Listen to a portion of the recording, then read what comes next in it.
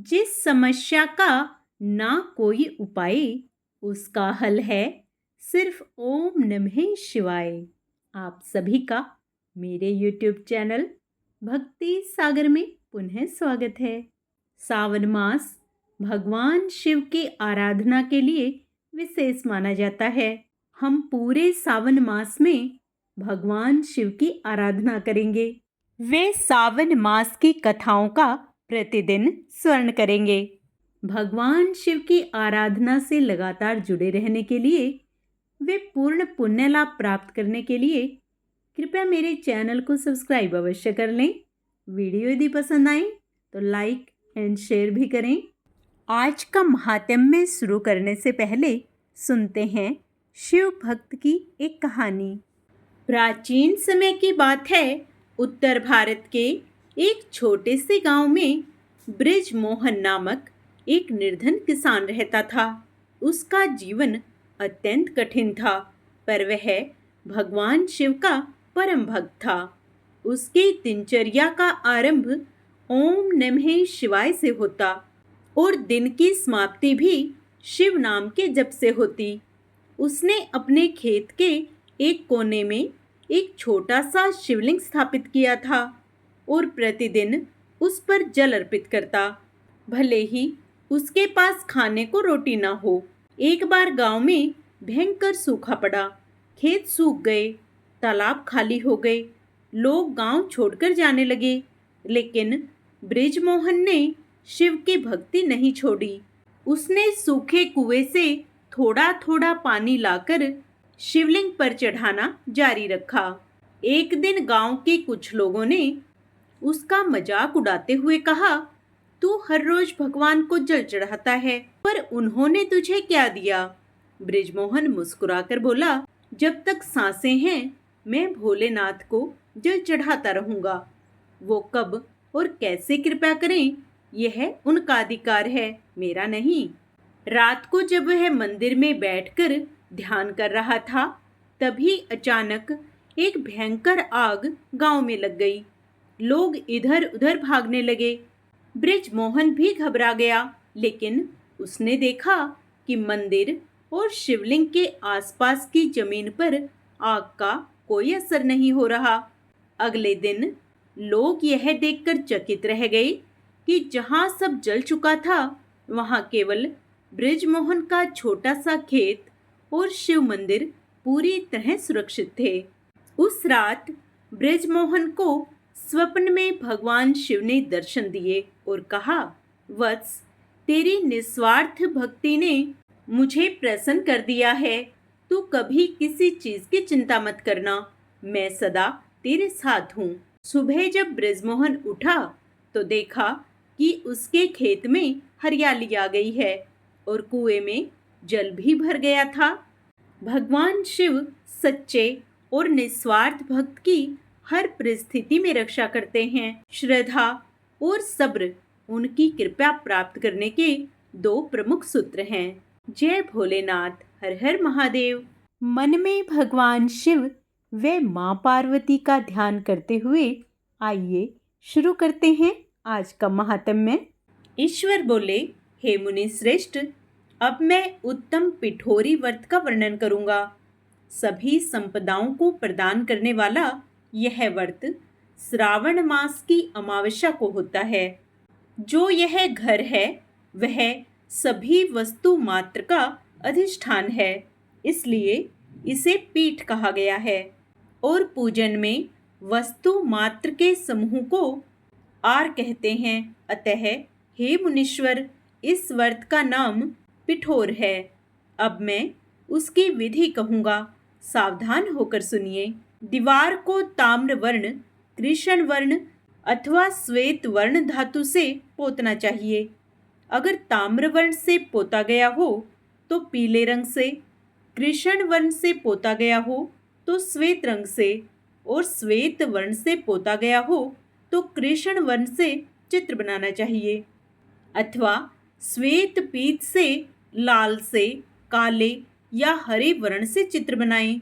मध्य में पार्वती सहित शिव की मूर्ति अथवा शिवलिंग को बनाकर विस्तीर्ण दीवार पर संसार की अनेक चीजों का चित्र बनाएं। चतुःशाला सहित रसोई घर, देवालय, सैन घर, 7 खजाने, स्त्रियों का अंतःपुर जो महलों तथा अटालिकाओं से सुशोभित तथा साल के वृक्षों से मंडित हो, चूने आदि से दृढ़ता से बंधे पाषाणों तथा ईंटों से सुशोभित हो, और जिसमें विचित्र दरवाजे, छत तथा क्रीड़ा स्थान हो, इन सभी को चित्रित करें। बकरियां, गायें, भैंस, घोड़े, ऊंट, हाथी, चलने वाला रथ, अनेक प्रकार की सवारी गाड़ियां, स्त्रियां, बच्चे, वृद्ध, जवान, पुरुष, पालकी, झूला और अनेक प्रकार के मंच, इन सब का अंकन करें। स्वर्ण, चांदी, ताम्र, सीसा, लोहा, मिट्टी तथा पीतल के और अन्य प्रकार के विभिन्न रंगों वाले पात्रों को लिखें। शयन संबंधी जितने भी साधन हैं, चारपाई, पलंग, बिस्तर, तकिया आदि, बिल्ली, मैना, अन्य और भी शुभ पक्षी, पुरुषों तथा स्त्रियों के अनेक प्रकार के आभूषण, बिछाने तथा ओढ़ने के जो वस्त्र हैं, यज्ञ के जितने भी पात्र होते हैं, मंथन के लिए 2 स्तंभ व 3 रस्सियां, दूध, मक्खन, दही, ताक, छाछ, घी, तेल, तिल, इन सभी को दीवार पर लिखें।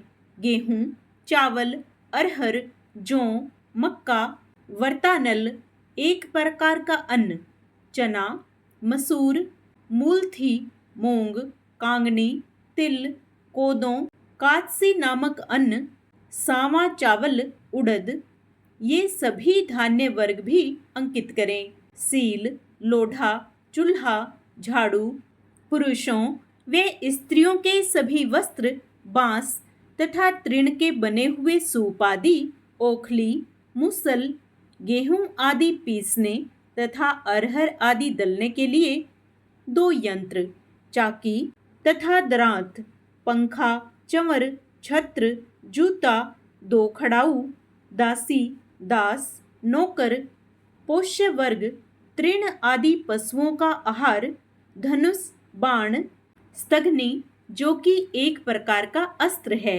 खड्ग, भाला, बर्छी, ढाल, पास, अंकुश, गदा, त्रिशूल, भिंडीपाल, तोमर, मुदगर, फरसा, पट्टिस, भुसुंडी, पृघ, चक्र यंत्र आदि, जल यंत्र, दवात, लेखनी, पुस्तक, सभी प्रकार के फल, छुरी, कैंची, अनेक प्रकार के पुष्प, बिलपत्र, तुलसी दल, मसाल, दीपक तथा दीवट आदि उनके साधन, अनेक विध खाने योग्य शाक तथा पकवानों के जितने भी प्रकार हैं, उन सभी को लिखना है।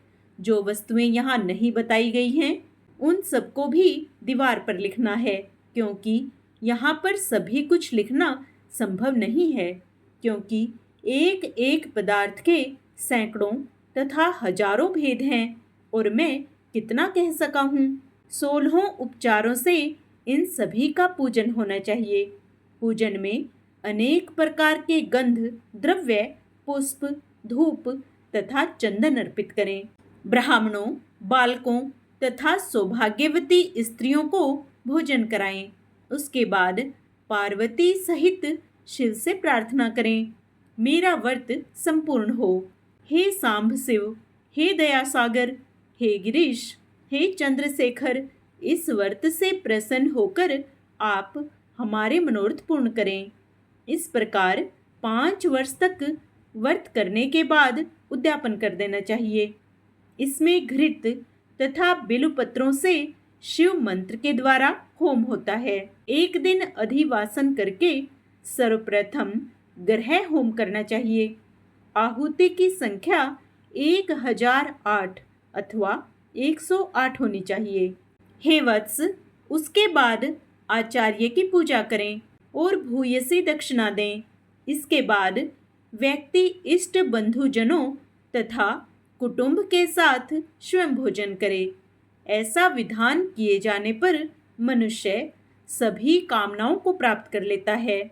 इस लोक में जो जो वस्तुएं उसे परम अभिष्ट होती हैं, उन सभी को वह पा लेता है। हे वत्स, मैंने आपसे इस उत्तम पिठोरी व्रत का वर्णन कर दिया।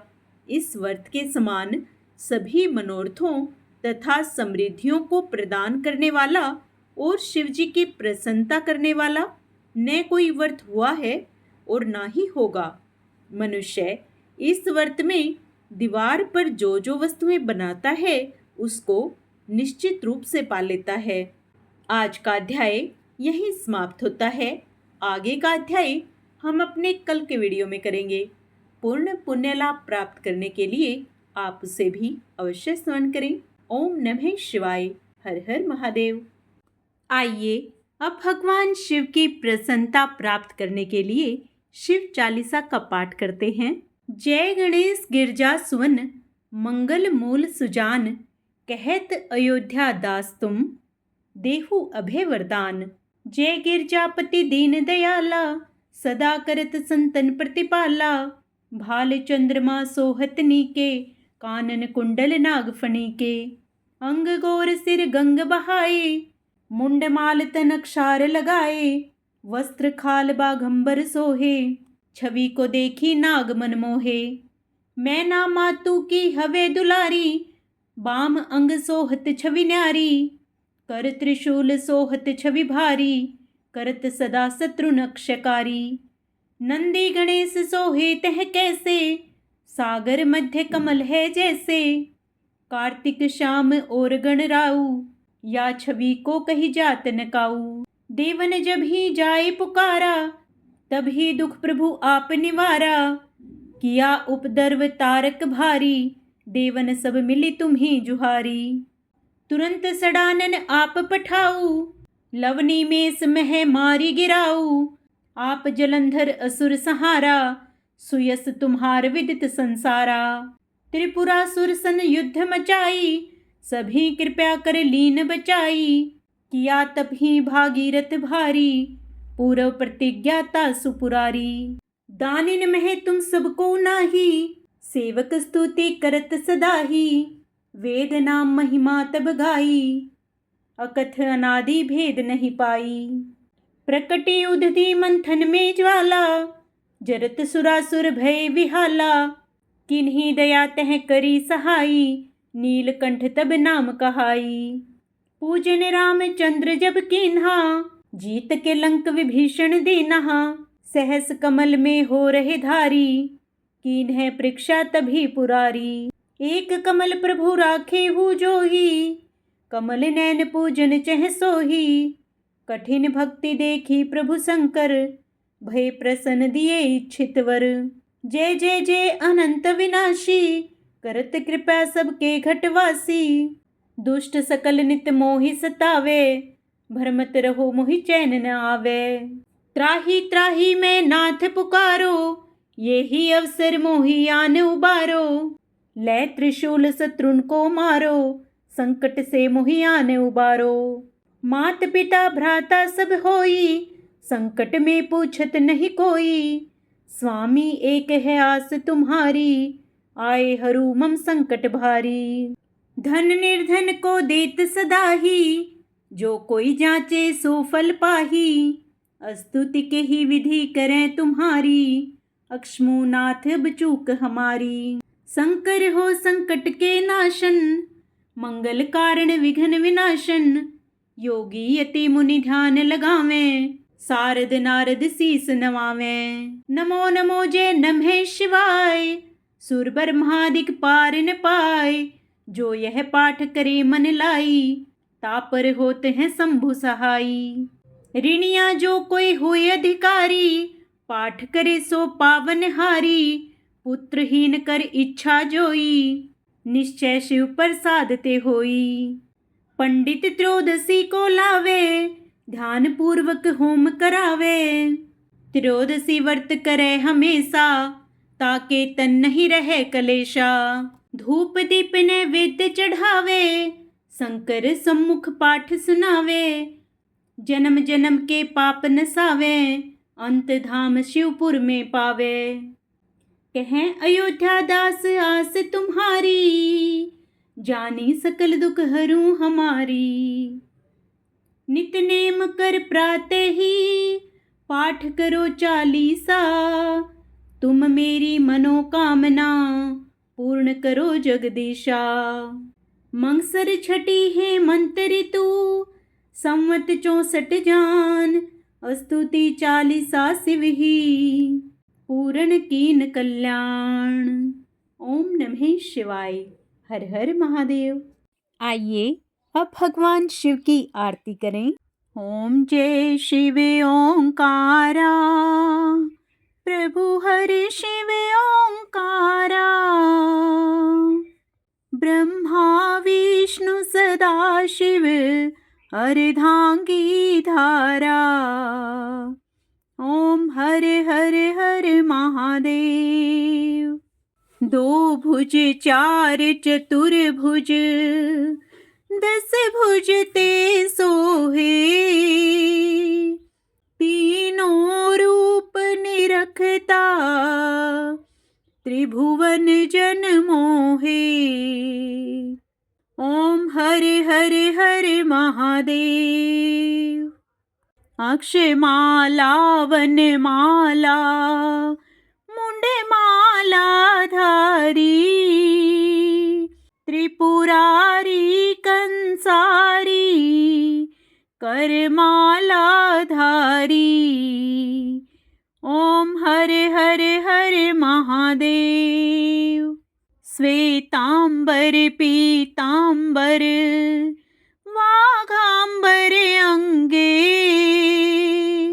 सनकादिक ब्रह्मादिक, भूतादिक संगे। ओम हरे हरे हरे महादेव। कर मध्ये चकमंडलू, चक्र त्रिशूल धरता। जग करता जग हरता, जग पालन करता। ओम हरे हरे हरे महादेव। ब्रह्मा विष्णु सदा शिव, जानत अविवेका। प्रणवाक्षर के मध्य, यह तीनों एका। ओम हरे हरे हरे महादेव। त्रिगुण शिव जी की आरती, जो कोई नर गावे। कहते शिवानंद स्वामी, मनवांछित फल पावे। ओम हरे हरे हरे महादेव। ओम नमः शिवाय।